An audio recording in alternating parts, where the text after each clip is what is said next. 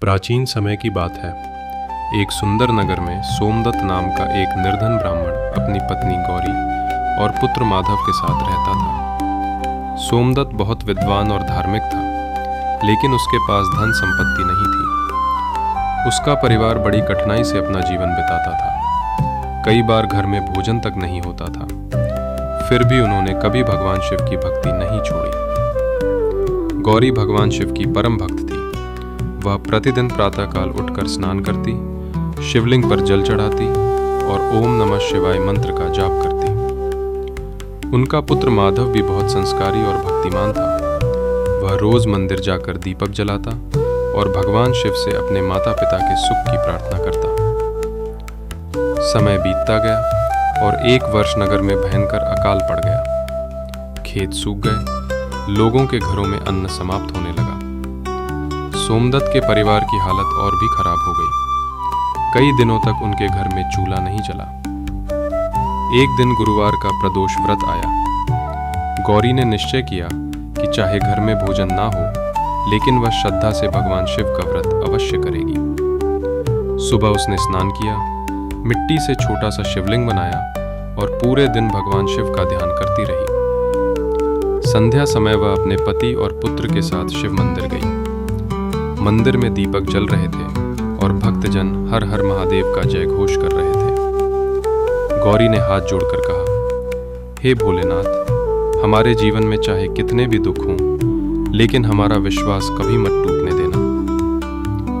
मंदिर से लौटते समय उन्हें रास्ते में एक वृद्ध साधु मिले। साधु बहुत कमजोर और भूखे दिखाई दे रहे थे। उन्होंने कहा, बेटी, मैं कई दिनों से भूखा हूं, क्या मुझे थोड़ा भोजन मिल सकता है? सोमदत्त और गौरी चिंता में पड़ गए, क्योंकि घर में केवल थोड़ा सा आटा बचा था। लेकिन अतिथि सेवा को धर्म मानकर गौरी ने साधु को घर आने के लिए कहा। घर पहुंचकर उसने बचा हुआ आटा गूंदा और कुछ रोटियां बनाई। उसने प्रेम पूर्वक साधु को भोजन कराया। साधु भोजन करके अत्यंत प्रसन्न हुए।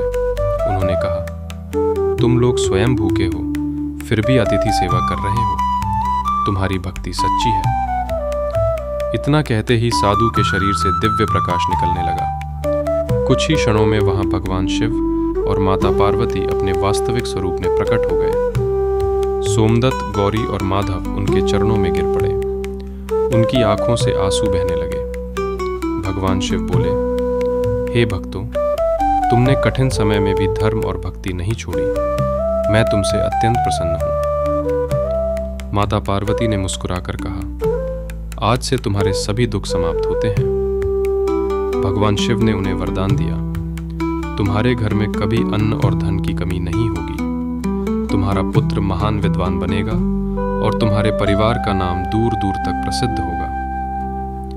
इतना कहकर भगवान शिव और माता पार्वती अंतर्ध्यान हो गए। अगले ही दिन से उनके जीवन में परिवर्तन आने लगा। नगर के एक धनी व्यापारी ने सोमदत्त को अपने बच्चों को शिक्षा देने का कार्य सौंप दिया। धीरे धीरे उनके घर में सुख समृद्धि आने लगी। माधव बड़ा होकर महान विद्वान बना।